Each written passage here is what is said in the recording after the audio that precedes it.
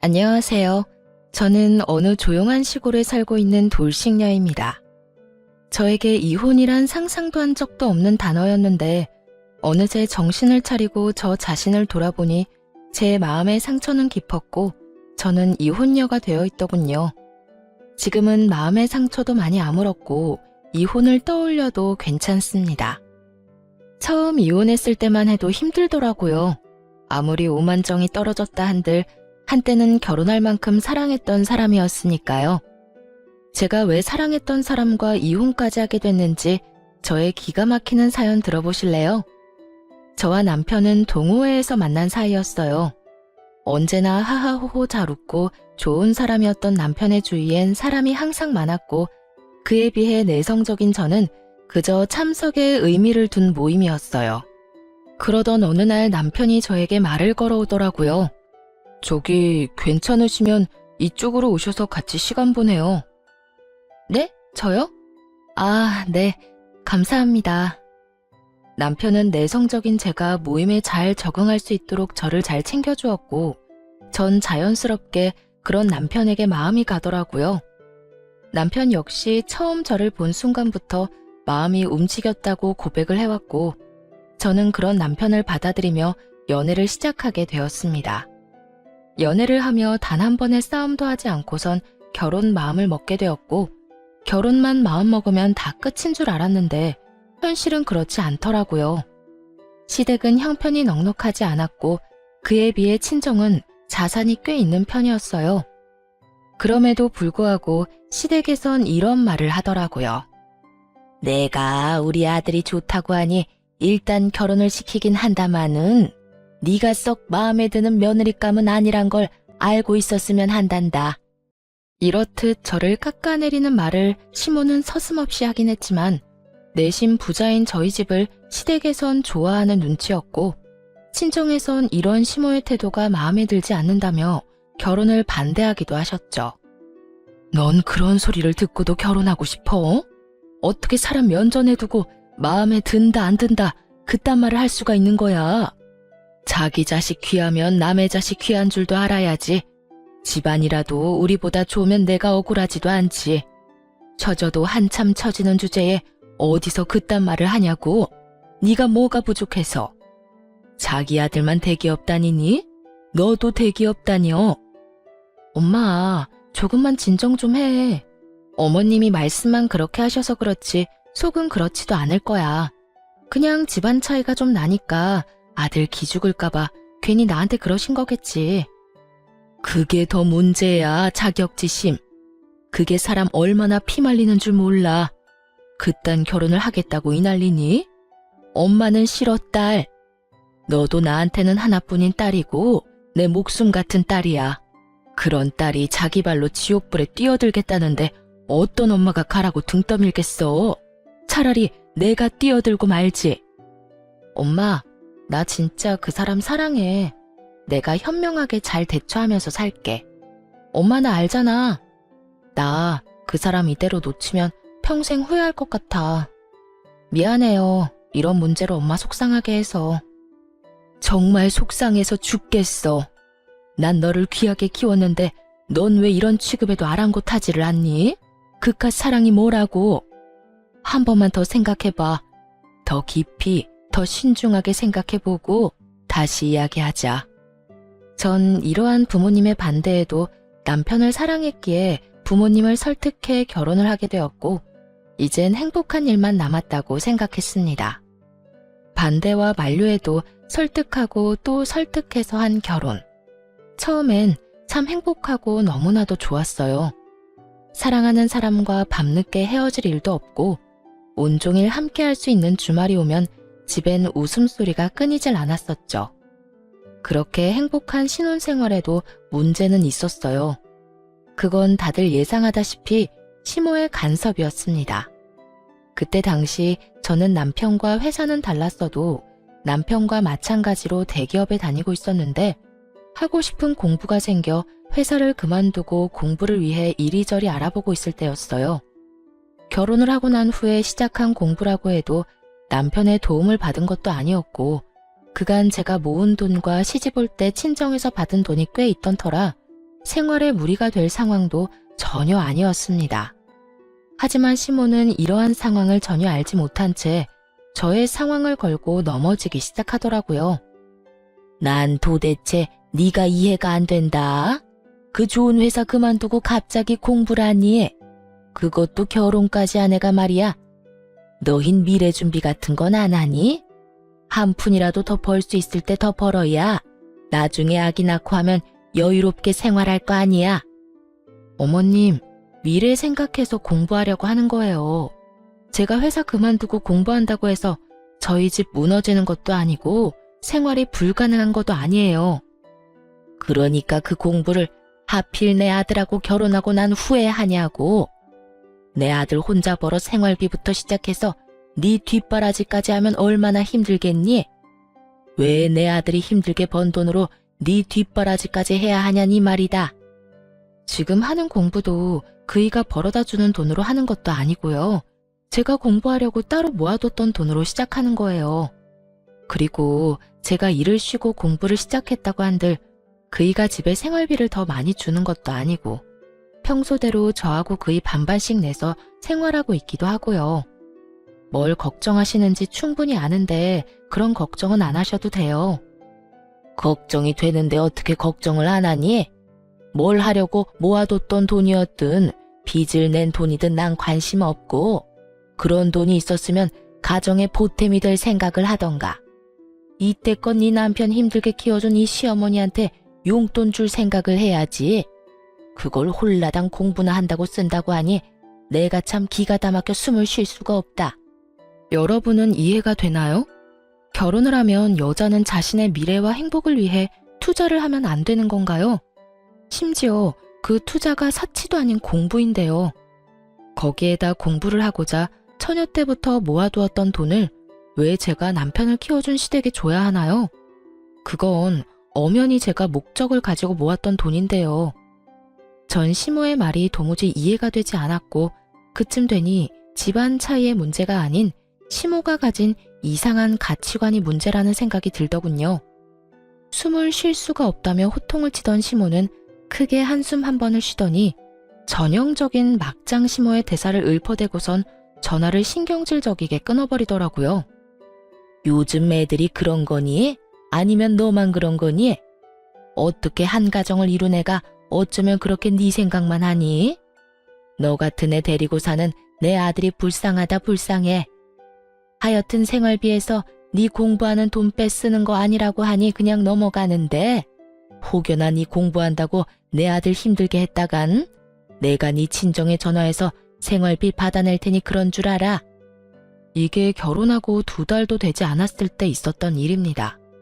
다른 것도 아닌 제가 제 돈으로 공부를 하겠다는데 그것도 결혼한 지 2달도 되지 않았을 때 이런 말을 듣게 되니 무언가 이건 아니다라는 생각이 강하게 들더라고요. 이런 이상한 가치관과 이상한 성격의 시모라면 앞으로 내가 존경하며 살 순 없겠다라는 생각도 들었고요. 전 이런 시모의 말에 대해 남편은 어떻게 생각하는지 궁금했고 그날 저녁 남편에게 시모가 한 말을 전하면서 묻게 되었어요. 어머님이 그러시던데 당신은 어떻게 생각해? 당신도 내가 이기적이라고 생각해? 뭐? 엄마가 그랬다고? 엄마는 도대체 왜 그러는지 몰라. 내 생각을 물을 필요가 뭐 있어? 응? 그게 무슨 말이야? 잘 생각해봐. 내가 당신이 이기적이라고 생각했으면 애초에 당신이 공부 이야기 꺼냈을 때 말렸겠지. 내가 당신이 처음 그 이야기 꺼내면서 내 생각 물을 때도 말했지. 사실 당신이 회사 그만두는 거 아깝지 않은 건 아니라고. 워낙 좋은 회사이기도 하고 그만큼 당신이 그 회사에 들어가기 위해 얼마나 노력했을지 다 아니 그 시간들이 아깝다고. 지금도 마찬가지야. 당신이 노력한 시간들이 아무 의미가 없어질까봐 아깝다고 한 것뿐이지 당신이 새로운 도전을 하겠다는 것을 이기적으로 생각한 적? 맹세하건대 단 한 번도 없어. 역시 당신은 나랑 생각하는 게 비슷할 거라 생각했어. 그렇게 말해줘서 고마워. 사실 나 조금 혼란스럽기도 했거든. 고맙긴 당연한 거야. 당신이 이상한 짓을 하는 것도 아니고 공부한다는데 응원은 못 해줄 망정 그걸 말리는 사람이 이상한 거지. 그러니까 당신은 엄마 말 무시하고 당신 하고 싶은 거 다 해봐. 남편은 시모와는 다른 사람이었고 생각하는 가치관 역시 저와 비슷하다는 생각이 들었어요. 돌이켜보면 다 저만의 착각이었지만요. 그 후로도 시모에게서 연락이 올 때마다 갖은 구박들을 하려고 시동을 거는 듯 했지만 저는 그런 시모에게 맞서 갖은 변명들을 대며 전화를 그냥 끊어버렸죠. 어쩌다가 시댁이라도 가는 날엔 남편이 시모의 말을 끊어버려 무사히 상황을 넘긴 적도 많았고요. 시모는 그렇게까지 저를 구박하면서도 며느리 자랑은 또 하고 싶은 사람이었고 친구와의 모임을 가질 때마다 저에게 연락을 해왔어요. 아가, 나다. 너 어디니? 저요? 저 지금 집인데 무슨 일 있으세요? 일은 무슨? 내가 지금 친구들을 만나고 있는데 내 친구들이 네가 보고 싶다고 하는구나. 마침 너희 집 근처인데 잠시 왔다 갈 수 있겠니? 제가 시모 친구들과 친한 것도 아니고 그분들이 제가 보고 싶을 이유가 뭐가 있겠어요? 그냥 저에게 계산하러 오라는 말을 애둘러 저렇게 하는 것이었죠. 전 그런 시모의 의중을 알고 있었고 그 정도쯤이야 해주자는 마음으로 연락이 올 때마다 모임 장소로 가 계산을 해주거나 여의치 않을 땐 용돈을 보내주기도 했습니다. 때론 모임에서 여행을 간다고 하면 남편을 생각해서 남편이 줬다고 하며 용돈 봉투를 드리는 일도 있었죠. 이렇게 저는 제 나름대로 시비를 걸어오는 시모를 적절하게 구워 삶아가며 지내고 있었고 가끔 제가 드리는 용돈 봉투에 나름 만족을 한 시모는 처음처럼 저를 심하게 대하진 않았죠. 그러던 어느 날 친정에서 연락이 오더라고요. 엄마는 꽤나 진지한 목소리로 노후 계획을 저에게 알려주시더라고요. 딸, 아빠랑 나 서울 생활 다 정리하고 조용한 시골에 가서 살려고 해. 정말? 좋지. 그렇지 않아도 아빠 나이도 있는데 너무 무리한다 싶기도 했었는데. 그래서 언제 가게? 서울에서 많이 먼 곳으로 갈 거야? 아니, 많이 멀진 않고 그냥 조용한 곳으로 가려고. 조만간 가게 될 거야. 정리가 다 되는 대로 가려고. 그래서 하는 말인데 정리하는 대로 우리 노후 자금 빼곤 너한테 미리 네 몫은 다 주려고 하는데 괜찮지? 아, 괜찮겠지. 우리가 네 돈 뺏는다는 것도 아니고 준다는데 너가 안 괜찮을 리가 있겠어? 놀랐어요. 갑자기 재산을 준다니까 놀라울 수밖에요. 아, 잠깐만. 무슨 재산을 1, 2만 원 용돈 준다는 듯이 간단하게 넘겨주는 거야. 난 아직 마음의 준비가 되지 않았다고. 돈 받는데 무슨 마음의 준비? 남들은 못 받아서 안달이라는데 넌 무슨 애가 이리도 욕심이 없어? 욕심이 없는 게 아니라 상황이 그렇잖아. 아빠나 엄마는 아직 정정한데 재산 정리를 왜 벌써 해? 그러지 말고 다 가지고 있으면서 하고 싶은 거 먹고 싶은 거 다 하면서 살면 되지. 우리 건강한 거 우리도 잘 알고 먹고 싶은 거 하고 싶은 거 할 돈은 빼고 주는 거니까 그런 걱정도 하지 말고. 우리 이제 골치 아픈 건 생각 안 하고 살고 싶어서 그래. 오죽했으면 다 정리하고 시골 가서 산다는 마음을 먹었겠니? 돈 가지고 있으면 또 투자하고 싶고 투자하다 보면 사업하고 싶고 그렇게 되면 네 아빠가 시골까지 가서 가만히 쉬고 있겠니? 그러니까 네 아빠 쉬게 만드는 길이다 생각하고 받아. 노후엔 나도 네 아빠랑 오붓하게 조용하게 좀 살아보자, 딸. 이렇게까지 말씀하시는데 어쩔 도리가 없더라고요. 사실 돈을 달라는 것도 아니고 준다는데 싫은 것도 아니었고요. 결국 전 부모님의 뜻에 따르기로 했고 부모님은 빠르게 자산들을 정리하기 시작하셨어요. 재산이 좀 된다는 건 알고 있었지만 부모님이 마음먹고 정리를 시작하니 동산, 부동산, 현금 자산까지 80억 가까이 되더라고요. 부모님은 먼저 말씀하신 대로 노후 자금과 혹시 모를 상황에 대비한 건물 한 채만 빼곤 거의 저에게 물려주시게 되었습니다. 이러한 과정에서 남편도 자산 규모와 함께 그 큰 금액이 저에게 들어온다는 사실을 알게 되었고 저보다 더 들떠한다 싶더니 점점 변해가기 시작하더라고요. 아무래도 들뜬 남편의 행동이 위험하다 싶었는데 결국 남편은 사고를 치고야 말았습니다. 대기업을 다니던 남편은 대출이 잘 나왔는데 어느 날부터 제게 묻지도 않고 대출을 턱턱 내서 돈을 쓰고 다니기 시작하더라고요. 그런 행동의 시작은 차였어요.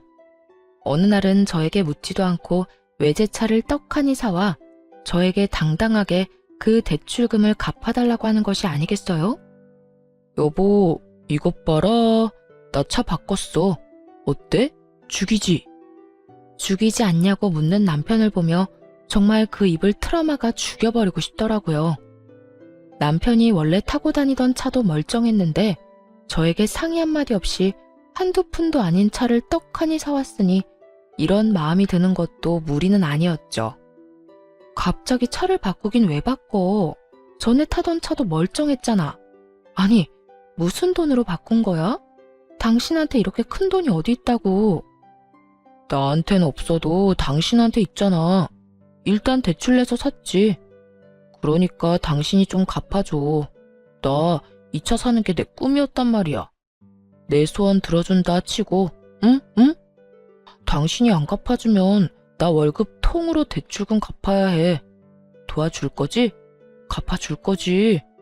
당신한텐 이 정도 돈이야 껌이잖아. 정말 절도 한숨이 다 나오더라고요. 정말 내가 알던 남편이 맞는 것인지, 내가 사랑했던 남자가 이렇게 철이 없던 남자가 맞는 것인지 오만 가지 생각이 스치며 한숨이 끊이지 않고 나오더라고요. 그 돈이 어떤 돈인데 그걸 이딴 식으로 쓰라고? 당신 제정신이야? 꼭 필요한 것도 아니고 사치나 부리라고 우리 부모님께서 돈 준 줄 아냐고. 애도 아니고 한두 푼짜리도 아닌 차를 충동적으로 사면 어쩌겠다는 거야? 생각이 있어 없어? 내가 오죽 갖고 싶었으면 이렇게까지 했겠어? 그러지 말고 자기야, 한 번만, 딱 한 번만 도와줘. 앞으로 이런 일 절대로 없도록 할게. 응? 아, 이번이 처음이자 마지막이야. 한 번만 더 이딴 식으로 행동했다간 정말 국물도 없어. 응, 물론이지. 여보 사랑해. 생각 같아선 차고 남편이고 확 반품을 해버리고 싶은 심정이야 굴뚝 같았지만 그때까진 이혼 생각이 전혀 없었기에 다신 이런 일 벌이지 말란 경고만 하고 대출금을 갚아주게 되었습니다. 지금 생각하면 제가 참 한심하지만 그땐 돈보단 남편이 더 중요하다는 생각이 컸던 것 같아요. 미련스럽게도 말이죠. 마지막이라고 했던 남편은 점점 씀씀이가 해퍼진다 싶더니 어느 순간부턴 생활비마저 주지 않더라고요. 여보, 이번 달 생활비 또 안 들어왔더라? 왜 나한테 생활비 안 줘? 요즘 힘들어? 당신 재산이 얼만데 고작 월급쟁이 월급을 달라고 그러냐? 혹시 이런 거 아시나요? 할 말은 수도 없이 많은데 말문이 턱하니 막혀버리는 상황. 남편은 한결같이 월급쟁이 월급이라는 대답을 하며 저를 쪼잔한 사람으로 몰아갔고 저는 그런 남편을 보며 할 말은 많았지만 말문이 막혀 말이 나오지 않더라고요. 거기에다 싸우고 싶지 않은 마음도 컸던 터라 굳이 입을 떼지도 않았고요. 하지만 그런 날이 많아지면 많아질수록 저는 점점 더 지쳐만 갔고 남편의 변화가 더는 제 선에서 감당할 수 없다는 생각이 들기 시작하던 어느 날이었어요. 몸도 마음도 많이 지쳐 집에서 쉬고 있는데 시모에게서 전화가 오더라고요. 아가, 다음 주 토요일에 너도 올 거지? 우리 이사하는 날 말이야. 네, 어머님? 이사하세요? 저는 정말 몰랐던 사실이라 깜짝 놀라며 되물었고 저의 물음에 시모는 더 의아하다는 듯 저를 충격에 빠뜨리는 말들을 하기 시작했어요. 다 알면서 왜 모른 척이야? 네가 가지고 있는 반포 아파트, 거기 우리가 들어가서 살기로 했잖니? 네 남편이 계약 기간 다 끝났으니까 들어가서 살라고 했잖아. 너도 허락했다고 하던데 혹시 잊고 있었니? 넌 젊은 애가 어디 정신을 빼놓고 살길래 그런 걸 잊어. 하여튼 네 시누이 좋아서 입이 귀에 걸렸다. 그렇지 않아도 아파트 노래를 부르더니 드디어 주택에서 벗어나 아파트에서 산다고 말이다. 하여튼 토요일에 올 거지? 와서 정리 좀 도와. 포장 이사라고 해도 그 사람들이 뭐 제대로나 하겠니? 이게 무슨 소리인가 싶더라고요. 제가 투자 목적으로 사뒀던 아파트에 시모가 들어가서 산다뇨. 심지어 저는 세입자가 나가기로 한 것조차 모르고 있었는데 이게 다 무슨 소리인가 싶어 남편에게 전화를 걸었습니다. 이게 다 무슨 소리야? 어머님이 왜 반포 아파트로 이사를 가? 그거 이야기한다는 걸 깜빡했네. 몇 달 전에 당신 씻고 있을 때 당신 휴대전화로 세입자한테서 전화가 왔더라고. 연장하고 싶은데 어떻게 생각하시냐고. 그 순간 우리 식구들이 생각나지 뭐야? 엄마도 그렇고 여동생도 그렇고 아파트 사는 게 꿈이라고 했거든. 그래서 연장은 힘들 거라고 하고 식구들한테 그 집 들어가서 살라고 했어. 그러니까 당신도 그렇게 알고 돌려줄 보증금 준비해놔. 알겠지? 그러면 나 바빠서 끊어. 아참, 나 오늘 늦어. 기다리지 말고 자. 여기까지도 화가 나서 어찌할 바를 모르겠는데 그 뒤로 들려오는 소리는 저의 화를 폭발시키고야 말았습니다. 오빠 그렇게 잘 살아? 반포 아파트라는 것 같던데. 거기 엄청 비싸지 않아? 월세만 해도 장난 아닐 텐데. 그런 집을 부모님 살게 해드리는 거야? 뭐 얼마 안 해. 그거 말고도 더 있기도 하고 그깟 월세 받으면 얼마나 받는다고. 우와, 오빠 차도 엄청 좋더니 엄청 부자인가 보다. 나 결정했어. 나 오빠 여자친구 할래. 오빠 나 어때? 나야 좋지. 바쁘다던 남편은 너무 바쁜 나머지 전화를 끊는 것마저 깜빡해버렸고 그 덕에 전 남편이 뭐 때문에 바쁜 것인지 수화기 너머로 다 듣게 된 것이었죠. 날마다 바쁘고 힘들다고 술을 퍼마시고 다니더니 집에 주는 생활비를 술집에다 쏟아붓고 있었다는 사실을 알게 되니 참을 수가 없었어요. 거기에다 그간 남편의 행실을 돌이켜보니 하룻밤 실수가 아니란 걸 확신했고 전 이혼을 마음먹으며 흥신소에 의뢰해 남편의 뒤를 밟게 되었습니다. 기다리던 흥신소에서 증거들과 함께 정보를 받아 살펴보던 저는 정말 기가 차서 숨이 멎어버리는 줄 알았어요. 남편의 상간녀는 따로 있었는데 술집 여자인 것도 모자라 나이가 20살밖에 되지 않았더라고요. 심지어 그 여자에게 집까지 마련해준 상태였는데 대출을 받아 보증금을 해주고 월세로 큰 금액을 내고 있는 상황이더군요. 거기에다 생활비에 사치비용까지 대고 있었으니 현금 서비스를 비롯해 대출을 받아가며 그 많은 돈을 충당하고 있더라고요. 이렇듯 살림까지 차려주고도 만족이 되지 않았는지 여전히 업소를 들락날락하고 있기도 했고요. 그 많은 정보와 사진 중 단연 충격이었던 건 녹음 파일이었어요. 그 파일은 두 사람이 대화를 나눈 내용을 녹음한 파일이었는데 그 내용이 정말 가관이더라고요. 오빠, 그래서 이혼은 할 거야? 이혼? 지금 생각으론 이혼은 안 하는 게 여러모로 좋을 것 같아. 알아보니 상속받은 재산은 분할이 안 된다고 하더라고. 그 여자가 가지고 있는 재산 대부분이 물려받은 건데 이혼하면 그 돈은 한 푼도 못 건질걸? 정말? 그러면 이혼하지 말고 그냥 그 여자 옆에 딱 붙어 살아. 난 괜찮으니까. 난 그저 오빠가 이렇게 날 사랑해주는 마음만 해도 충분해. 그깟 호적 뭐가 중요해? 마음은 나한테 있는데. 그래, 그렇게 생각해준다면 너무 고맙지.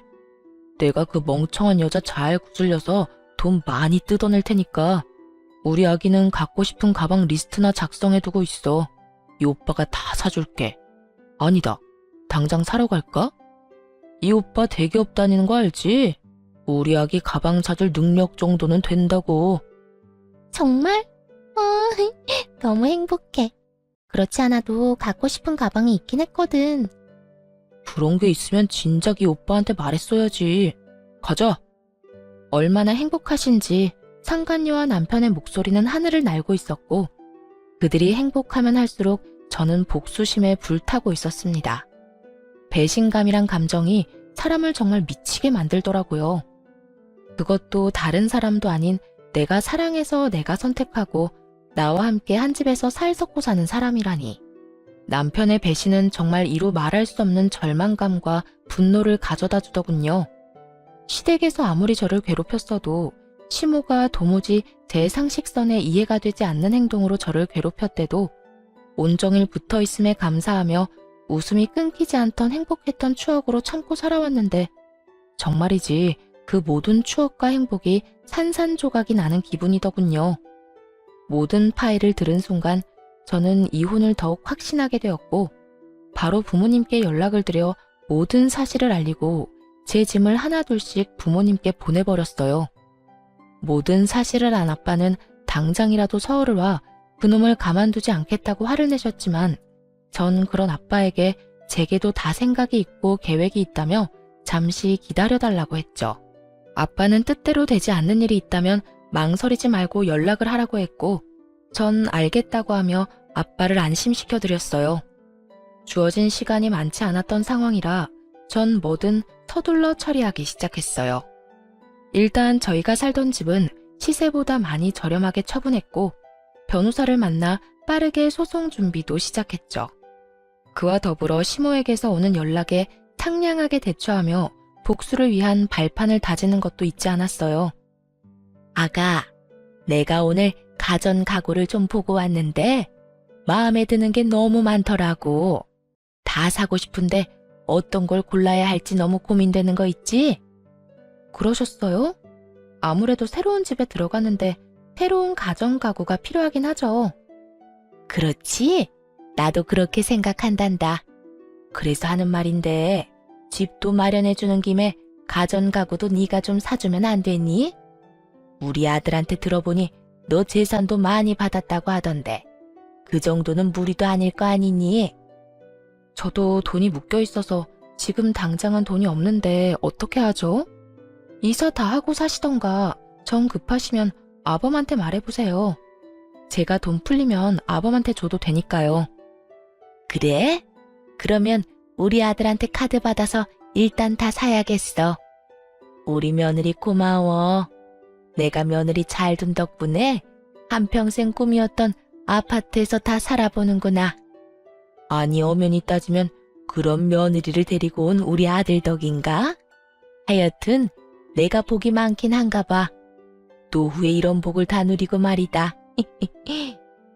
아무것도 모르고 웃어대는 시모의 목소리를 들으며 저 역시 소리내서 웃어줬네요. 한 치 앞도 모르고 저리도 기뻐하니 웃음을 참을 수가 없었으니까요. 이런 와중에 남편 역시 저를 돕고 싶어 안달이 났더라고요. 하루 종일 제 눈치를 본다 싶더니 그 입에서 결국 출장을 간다는 말이 나오더라고요. 그렇지 않아도 남편이 눈치채지 못하고 이혼 준비를 하느라 힘들었는데 제 발로 알아서 나가준다니 저에겐 이보다 큰 도움은 없으니까요. 여보, 나 회사에 급한 일이 있어서 출장을 가야 할 것 같은데 당신 괜찮지? 내가 괜찮고 말고 할 게 어디 있어. 회사에서 가라고 하는데 가야지. 나 신경 쓰지 말고 다녀와. 짐 빠뜨리지 말고 잘 챙기고. 과연 정말 출장일까요? 저는 200% 아니 압도적인 확률로 상간녀와의 여행길이라 확신했어요. 정말 출장이라면 제 눈치를 저렇게까지 살필 인간이 아닐 뿐더러 출장을 말하는 남편놈의 얼굴에 묘한 들뜸이 보였기 때문이었죠. 저는 두말 없이 웃으며 다녀오라고 했고 남편은 밝게 웃으며 출장을 떠나게 되었습니다. 그 덕에 저는 남편놈 눈치 따윈 보지 않고 보다 여유로운 상황에서 이혼 준비를 잘 마치게 되었고 비로소 기다리고 기다리던 약속의 토요일이 되었습니다. 아침에 눈을 뜬 저는 마지막으로 남은 짐을 챙겨놓고선 곧 들이닥칠 시모와 시누이를 기다리며 커피를 마시고 있었어요. 얼마 지나지 않자 거칠게 문을 두드리는 소리와 함께 벨소리가 들려왔고 제가 문을 열어주니 화가 난 시모와 시누이가 집으로 들어오더라고요. 언니, 이게 다 무슨 말이에요? 집을 팔았다뇨. 그 집을 왜 팔아요? 오늘 우리 이사하기로 한 거 잊었어요? 그러게나 말이다. 내가 얼마나 황당했는 줄 아니? 새벽 대바람부터 이삿짐 챙겨서 갔는데 다른 사람이 집에서 나오길래 얼마나 놀랬는데. 그렇습니다. 전 사는 집을 정리하며 반포 아파트마저 처분해버렸고 그 집엔 새로운 집주인이 살고 있었던 것이었어요. 물론 시세보다 저렴하게 처분하게 되어 아깝긴 했지만 제 계획대로 다 흘러가게 되었으니 그 정도는 감수할 만했습니다. 그 덕에 시모와 시누이의 이런 꼴까지 볼 수 있었으니 말입니다. 시모와 시누이는 당황스러움과 혼란스러운 현실 앞에 얼굴을 붉히며 저에게 따지고 들었고 전 마시던 커피를 마저 마시곤 두 사람 앞에 섰습니다. 그 집 판 거 맞아요. 내 집 내가 처분하겠다는데 두 사람이 왜 이 난리예요? 그걸 몰라서 물어요? 그 집 우리가 들어가서 살기로 했다고요. 우리 오빠가 그 집 이제 우리 집이니까 들어가서 살면 된다고 했다고요. 그런데 그 집을 팔면 어떻게 해요? 어떻게 하긴 어떻게 해. 길거리에 나앉는 거지. 아직도 상황 파악이 안 되니? 나 잘난 네 오빠랑 이혼할 거야. 이혼할 판국에 전 남편 식구들 살라고 월세 꼬박꼬박 나오던 집 비워주는 머리 빈 여자가 어디 있니? 뭐라고요? 이혼이요? 갑자기 무슨 이혼이에요? 그런 말 없었잖아요. 갑자기 이혼이라. 그래, 나도 갑작스럽긴 하다. 네 오빠가 바람 피우는 걸 갑작스럽게 알게 돼서 나도 좀 서두를 수밖에 없었거든. 시모와 시누이에게 청천벽력과도 같은 말이었겠죠. 이제야 낡아빠진 주택을 벗어나 넓고 깨끗한 아파트에서 살게 됐다고 신나서 이삿짐까지 꾸려왔는데 눈앞에서 꿈이 사라졌으니 그 충격 말로 다 할 수 없는 상황 아니겠어요? 두 사람은 현실을 부인하고 싶은 듯 자신의 오빠는 자신의 아들은 절대 그럴 리가 없다며 도리어 제가 오해한 것이라고 우겨대기 시작했어요. 오빠가 바람이요? 설마 아닐 거예요. 우리 오빠가 왜 그런 미친 짓을 하겠어요? 언니, 혹시 우리한테 집 내주기 싫어서 이런 거예요? 그래서 우리 오빠한테 그런 더러운 누명을 씌우는 거냐고요. 그러게, 우리 아들은 절대 바람 같은 거 피울 애가 아니다. 네가 뭔가 크게 단단히 오해하고 있는 걸 거야. 내 아들 내가 잘 아는데 절대 그런 추잡한 짓거리나 하고 다닐 애 아니다. 널 얼마나 사랑했는데, 심지어 네가 가진 재산이 얼만데 너같이 황금알을 낳는 거위를 두고 바람이나 피우겠어? 다 네가 오해한 걸 거야. 그러지 말고 우리 아들 오면 대화부터 해보거라. 내가 전화해서 이제 곧 올 거야. 오해? 제 눈으로 보고 듣고 다 했는데 무슨 오해예요. 어머님 아들 지금 바람 피우고 있는 거 맞고요. 지금도 출장지에서 오는 게 아니라 그 상간녀랑 룰루랄라 여행길에 다시 돌아오는 거라고요. 거기에다 그 미친 네 오빠가 그 여자 집까지 얻어줬단다. 그러니까 여기서 좀 나가주지. 이 집도 처분해서 빨리 비워줘야 하거든. 제 말에 시모와 시누이는 믿을 수 없다는 듯 그 자리에 주저앉아 아파트 타령을 끊임없이 중얼이기 시작했어요. 내 아파트, 내가 드디어 아파트에서 살 수 있다고 얼마나 좋아했는데 내 아파트 돌려내, 내 아파트 돌려내라고. 어떻게 내 아들이 그딴 짓을... 아니야, 아니라고. 엄마, 오빠 정말 미친 게 틀림없어. 어떻게 하필 이럴 때 그딴 짓을 할 수가 있어. 바람을 피우려거든 들키지나 말던가. 들키더라도 우리 이사나 해놓고 들켰어야지. 이게 다 뭐야? 친구들한테 반포 아파트 입성했다고 다 자랑했는데 내 아파트 어떻게 하냐고. 망연자실해서 이상한 말을 중얼거리는 시모와 시누이를 보는데 정신병원에 전화라도 해야 하나 싶더군요. 제 눈에는 두 사람이 미쳐버린 것 같았거든요. 그렇게 한참을 미쳐버린 두 사람을 지켜보는데 남편이 허겁지겁 현관문을 열고 들어오더라고요. 이게 다 무슨 일이야? 반포 아파트가 팔렸다니, 다른 사람이 살고 있다니 이게 다 무슨 말이야? 엄마가 한 말이 다 사실이야? 갑자기 왜 아파트를 팔아? 내가 그 집 우리 가족들 살 거라고 했잖아. 어떻게 그런 짓을 나하고 상의 한마디 안 하고 저지를 수가 있어? 이제 우리 가족은 어떻게 하라고? 참나, 드라마를 보면 그렇게들 참나 거리는 게 이해가 되지 않았거든요. 그런데 자기 한 짓은 생각도 하지 않고 무조건적으로 저를 몰아세우는 남편놈을 보는데 정말 반사적으로 이 말이 튀어나오더라고요. 네 가족 살 집을 왜 나한테서 찾아?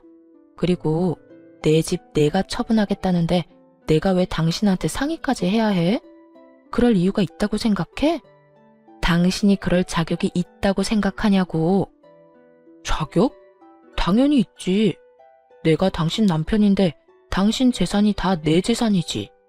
부부 사이에 섭섭하게 네 재산, 내 재산 성 갈라 관리할 거야? 당신 그런 식으로 나오면 나 엄청나게 섭섭하다고. 하여튼 반포 아파트는 이미 팔아버렸고 앞으로 어떻게 할 거야? 우리 가족들 어떻게 할 거냐고. 당장 집도 다 정리해버려서 오갈 데도 없다고. 아, 혹시 우리 집에 모시려고 그래? 그렇구나. 하긴 우리 두 사람 살기엔 넓긴 하지. 남편 역시 제정신이 아닌 듯 저는 그 어떠한 말마디를 하지 않았는데 스스로 희망 고문을 하기 시작하더라고요. 그런 남편놈을 지켜보는 재미도 없지 않아 있었지만 이제 그만 마무리를 해야 할 때가 되었다고 생각했어요. 전 시모와 시누이가 지낼 방을 열심히 고민하는 남편놈을 향해 손바닥을 보이며 멈추라는 제스처를 취한 후 이혼을 통보했습니다. 당신은 분위기 파악을 못해? 내가 이 집에서 당신 가족들이랑 살 거라고 했으면 당신 엄마랑 당신 동생이 저러고 앉아서 세상 잃은 표정을 하고 있겠어? 제 말에 남편은 그제야 시모와 시누이가 보이는 듯 두 사람의 안색을 살피기 시작하더라고요. 그리곤 이내에 조금의 파악이 된 듯 흔들리는 눈빛으로 저를 바라보더군요. 전 그런 남편을 보고 이렇게 말했어요. 그래, 맞아. 지금 당신 머릿속을 스치는 그 설마 하는 최악의 상황. 나 다 알았어. 다 알아버렸어. 그러니까 이혼하자. 저는 드디어 이혼을 통보했고 남편은 모든 상황을 받아들일 수 없다는 듯 저에게 개거품을 물고 대묻기 시작하더라고요. 이혼? 이혼이라니 그게 무슨 말이야? 아니, 알긴 뭘 알았다는 거야. 당신이 알아버린 게 도대체 뭐냐고. 뭐긴 뭐겠어? 당신이 20살 술집 여자랑 살림 차린 거? 그것도 모자라 여전히 그 더러운 업소를 여전히 제 집 안방처럼 오가는 거 정도겠지. 아, 그것도 알고 있어.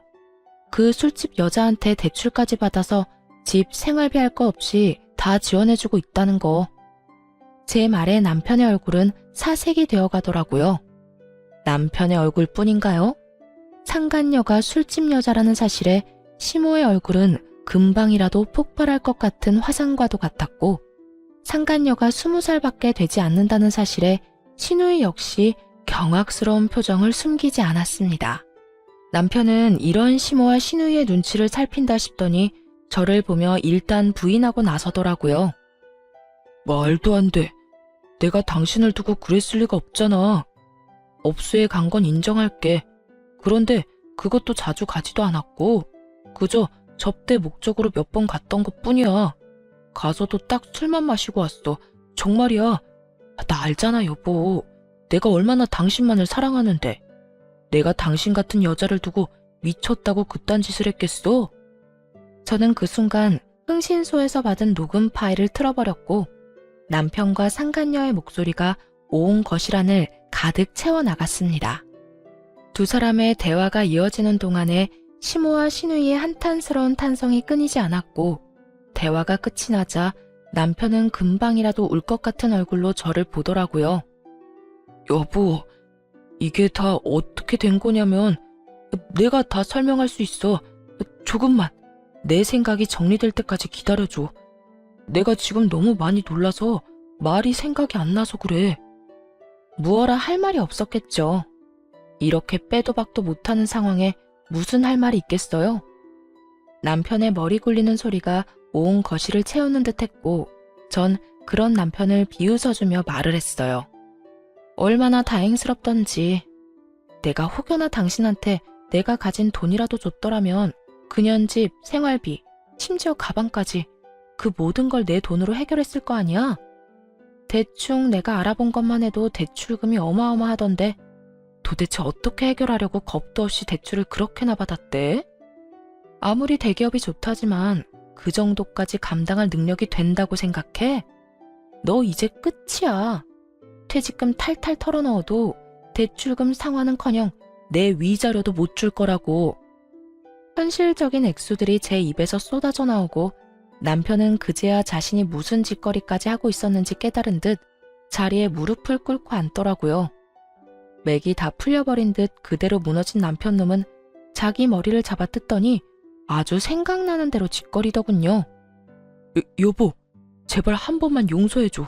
내가 정말 미쳤었나 봐. 내가 없이 살다가 갑자기 그렇게 큰 돈이 당신한테 생겼다고 하니까 그 돈이 마치 내 돈처럼 느껴지면서 정신이 나갔었어.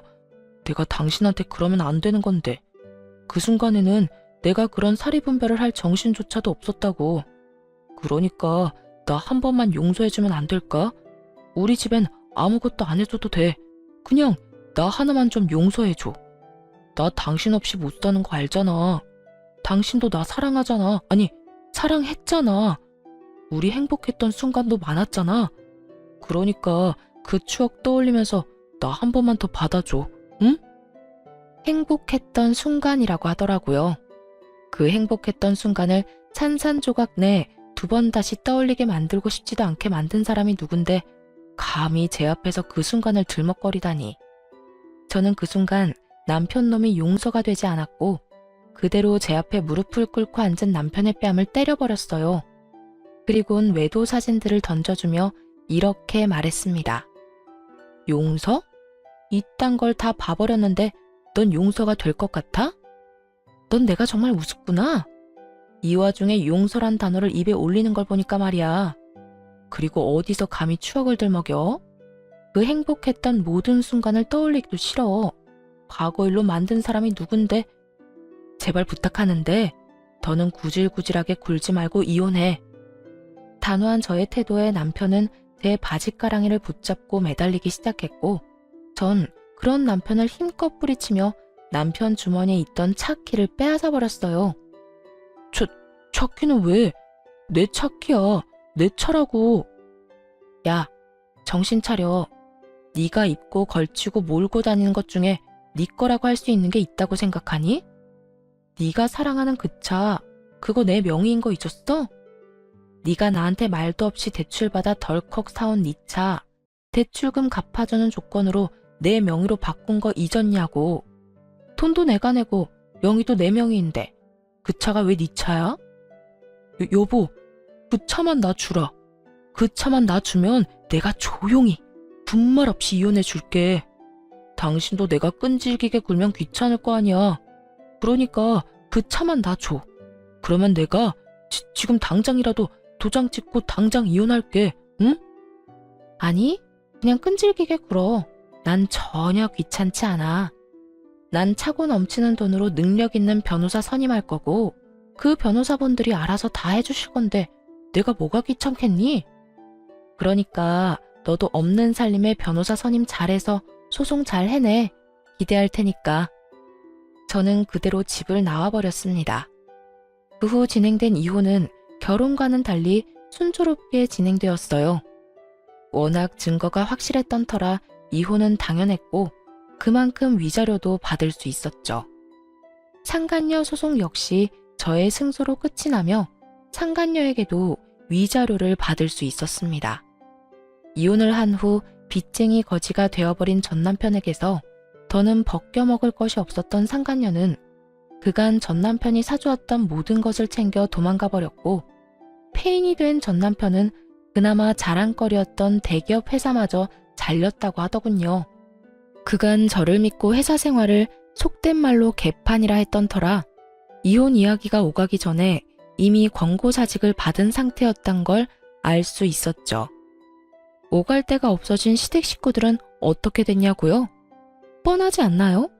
사실 이전 시댁 식구들이 살던 집은 작은 보증금의 월세를 주고 살던 주택이었는데 일이 그렇게 된 후 마땅히 오갈 데가 없어 급하게 다 쓰러져가는 낡은 주택에 세를 주고 옹기종기 모여 살고 있다는 이야기를 들을 수 있었어요.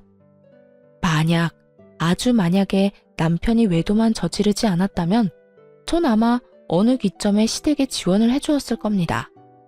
그만큼 남편을 사랑했고 미우나 고우나 사랑하는 남편의 가족이기에 그 가족이 보다 편안한 환경에서 누릴 수 있는 만큼 누리며 살았으면 하는 마음도 있었으니까요. 아니, 남편이 외도를 저지르기 전 시모가 가만히 있기라도 했다면 그래도 며느리인 제가 어련히 알아서 잘 모셨을 텐데 이 모두가 자기 팔자 자기가 꼰 거 아닐까요? 전 그렇게 생각하고 있습니다. 그 후로 전 잘 지내고 있습니다. 마땅히 직장을 다니고 있던 것도 아니었고 하고 있던 공부는 온라인으로도 가능했던 터라 모든 서울 생활을 청산하고 부모님이 계신 시골에 내려오게 되었어요. 이곳에서 지내며 저는 상처로 인해 너덜너덜해진 마음을 안정시켰고 그 모든 과정엔 사랑하는 부모님이 곁에 계셨기에 전 잘 이겨낼 수 있었습니다. 아직도 기억나는 아빠의 말씀이 있어요. 딸, 사람이 살다 보면 크게 넘어지는 날이 있단다. 그런 일이 있을 때 넘어져서 울고만 있다면 너에게 뭐가 남겠니? 넘어지는 것이 무서워 아무것도 하지 않고 그 자리에서 울고만 있다면 우리 딸이 그간 걸어왔던 그 많은 걸음걸음이 너무 슬프지 않겠니? 그게 넘어질수록 그게 성장하는 법이야. 그게 넘어졌을 때 힘들더라도 털고 일어서면 다시 내딛게 되는 걸음걸음에 좋은 밑거름이 될 거다. 그러니 지금 많이 슬퍼하되 털고 일어날 땐 그 슬픔도 다 털고 가벼운 마음으로 크게 한 발 내딛거라. 알겠지? 전 아빠의 말씀대로 슬픔도 아픔도 다 털어냈고 다시 한 발 내딛게 되었습니다. 힘든 만큼 공부에 집중했고 그 결과 공인중개소를 열게 되었어요. 사실 제가 하던 공부는 공인중개사 공부였는데 평소 땅에 관심이 많기도 했고 직장 생활보단 그쪽이 더 저에게 맞는 것 같아 시작한 공부였어요. 악착같이 노력한 만큼 자격증을 취득하게 되었고 전 제가 원하던 일을 하며 새로운 삶을 시작하게 되었습니다. 중개 일을 하다 보니 경매에도 관심이 생겼고 요즘엔 임장 활동을 하며 경매도 공부하고 있어요. 전 앞으로도 더 나은 제 삶을 위해 노력하며 행복하게 살아가 보려 합니다. 다들 응원해 주실 거죠? 이렇게 저의 길었던 이야기도 끝이 났네요. 제 이야기 들어주신 모든 분 감사합니다. 좋은 하루 되세요.